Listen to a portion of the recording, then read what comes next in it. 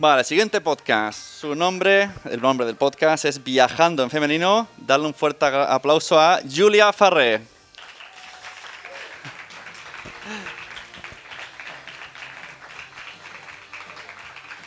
Me gusta la música esta mientras subís. Buenas, hola. Ay, hola, ¿qué tal?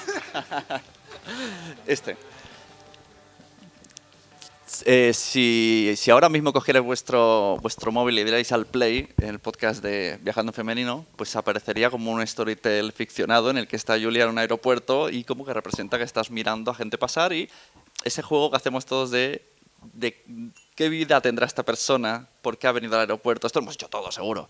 ¿Qué trabajo vendrá? ¿Te imaginas? Y entonces ella le ha dado como otra vuelta y simula que eliges a una persona, ¿no? Y traes y la entrevistas y el podcast va de personas que con un viaje les cambió algo en su vida. Sí, porque al final, todos lo hemos hecho, ¿no? Lo de adivinar. No sé, ¿alguno de vosotros ha cogido un avión este verano? Que es que no veo bien.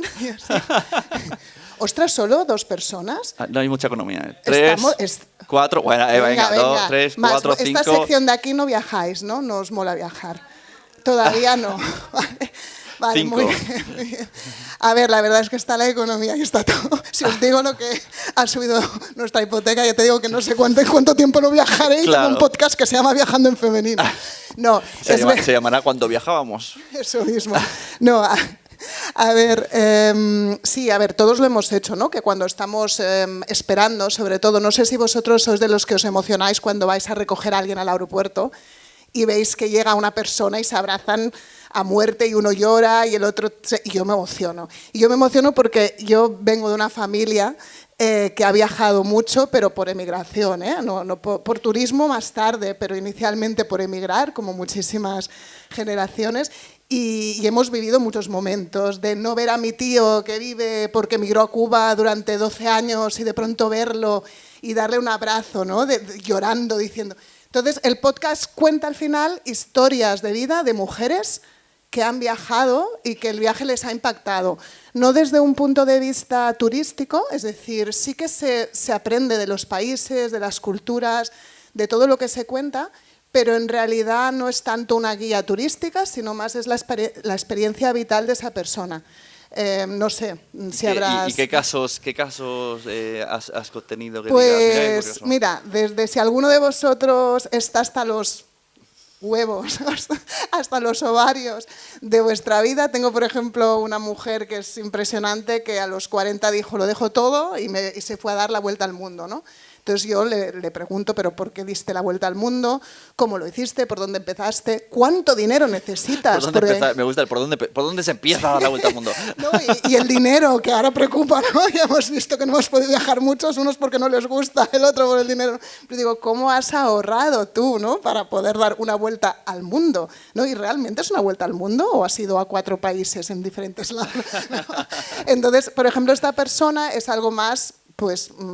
mucha gente hace esto, ¿no? Me voy al sureste asiático y se va 6 meses, entonces es esto. Pero también, por ejemplo, mujeres que han emigrado. Una persona que yo conocía de la universidad, de origen de Guinea Ecuatorial, que cuando hubo en el año 83 hubo ahí una convulsión bastante fuerte a nivel político y se escaparon, ¿no? Muchísimas personas de Guinea Ecuatorial.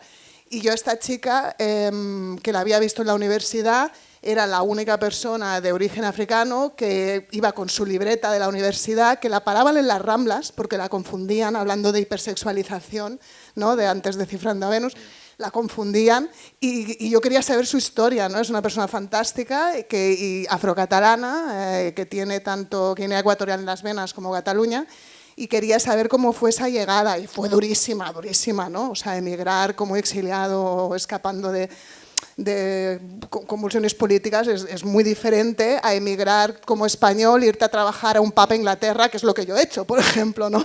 Entonces, yo quería cubrir todo tipo de historias y las busco o hablando me llegan y entrevisto y doy voz a mujeres que han vivido estas historias. ¿Y con qué objetivo decidiste? Voy a crear este podcast, se va a llamar así y voy a hacer este tipo de argumentos. Pues para dar voz a mujeres, porque como hemos dicho antes, ¿no? Se escucha mucho la voz masculina, sobre todo hasta hace poco en podcasting y seguramente en estadística muchísimo más a día de hoy.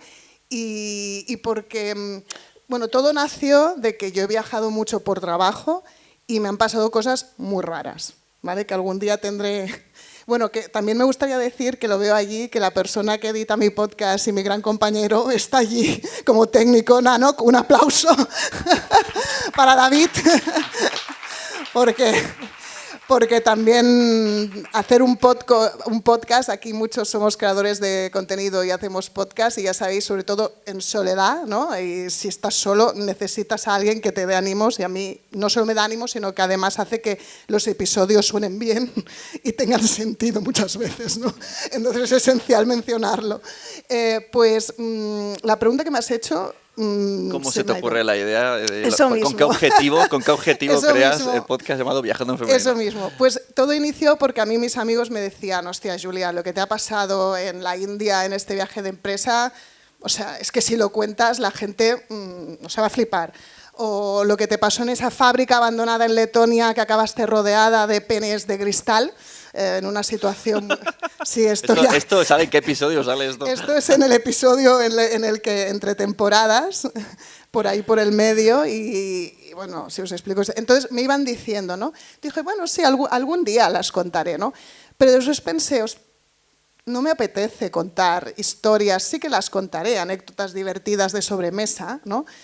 Pero, ojo, que mi madre salió de Galicia en un barco y se fueron a Cuba y estuvieron 20 años ahí, que vivieron Batista, Castro, escaparon, que después estaban viviendo en Nueva York limpiando todas las oficinas de estas que salen en el Skyline para sobrevivir. Después llegaron a Barcelona, a las Ramblas con una maleta.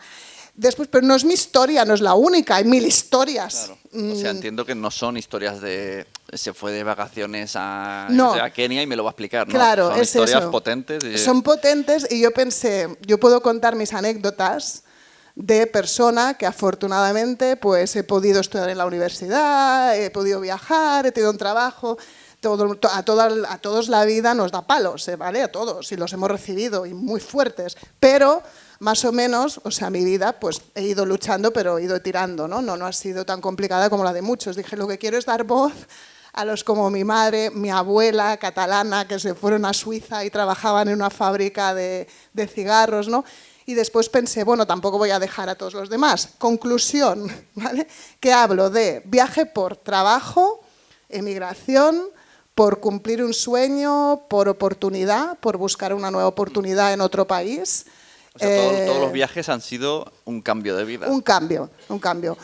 No sé, ahora, por ejemplo, uno de los últimos episodios, que a mí esta mujer me fascina, es una chica de Venezuela que es abogada de derechos humanos, que vivió en Croacia, ¿vale?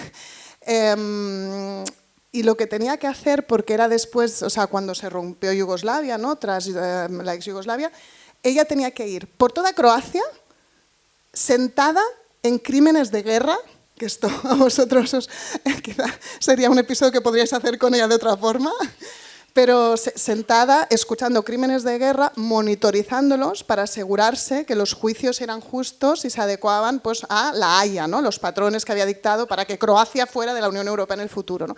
Entonces, claro, tú ves a una mujer dulce, agradable, que ha estado 8 años escuchando crímenes de guerra, transcribiéndolos, y tiene cosas que contar que son, o sea, desde el peor crimen de guerra, yo le dije, cuéntame el peor crimen de guerra que has escuchado, ¿no?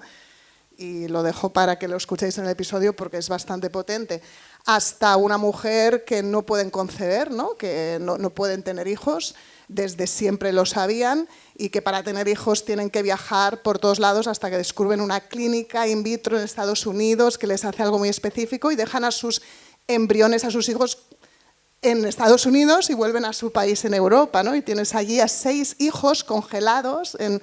O sea, son muchas las historias, pero todas de mujeres y todas con el viaje como impacto. ¿Y tú, Yola Ferrer, tienes algún viaje que te cambió la vida? Yo creo que de todos los viajes se aprende, ¿no? Que todos los que hemos viajado, sobre todo cuando has vivido fuera, De todo se aprende. A mí el que me cambió fue el que llaman Erasmus, que antes, no sé si ahora se dice esto, porque yo soy un poco boomer, pureta, medio millennial, o no sé ya no qué clasificación tengo, pero en esa época se le llamaba Erasmus Orgasmus, ¿no? Sí. ¿Lo sabíais esto? Vale, lo del Erasmus Orgasmus. Bueno, pues es cierto, ¿eh? Os lo digo de verdad. Bueno, y entonces mi Orgasmus dura desde entonces. Y me casé con él. Entonces, para mí, un viaje que me cambió la vida fue irme de Erasmus, conocer a un chico diferente. No, este giro de guión no me lo esperaba. No, es verdad, ¿no? Y en mi caso fue, pues, haber hecho muchos otros viajes, de conocer mi familia exiliada y que ahora están todos repartidos por Estados Unidos, historias de vida potentes y con mucha emoción. Pero a mí, en mi núcleo familiar ahora, que tengo 2 niños y sigo con el Erasmus. Ahora ves, ya no sé cómo llamarle, si Orgasmus primero o Erasmus segundo. Pero sigo con él. Entonces, al final, la persona que me ha acompañado toda la vida lo conocí en un viaje. Me fui a estudiar inglés. O sea, enviar a todos vuestros hijos a estudiar fuera, porque por lo menos habrá algo que disfrutar. El idioma no sé si lo aprenderán, pero se lo pasarán muy bien. No, el idioma también. ¿Dónde podemos escuchar el podcast Viajando en Femenino? Pues ahora en todas las plataformas, pues desde Spotify, Apple Podcast, todas las plataformas. Si alguien que escuche esto dice, un día, pues yo tengo un viaje, ¿cómo se pone en contacto contigo? Que me contacte por Instagram, tengo también Viajando en Femenino Podcast. Y la verdad, no sé, las personas que tenéis podcast, yo lo tengo solo hace 1 año y medio, más o menos, pero lo curioso es que ahora veo ya un cambio en el que la gente me contacta, ¿no? Yo antes era mi red de amistades, que todos estamos medio locos y hemos tenido medio aventuras viajeras y a través de uno u otro pues me decían, ostras, conozco una mujer impresionante que ha hecho esto, ¿no? Pero ahora ya me contactan y ya está. No sé si quieren... Has levantado ya estamos, la mano, Ana. Pollo, vale. Venga. Muchas gracias, Julia Ferrer.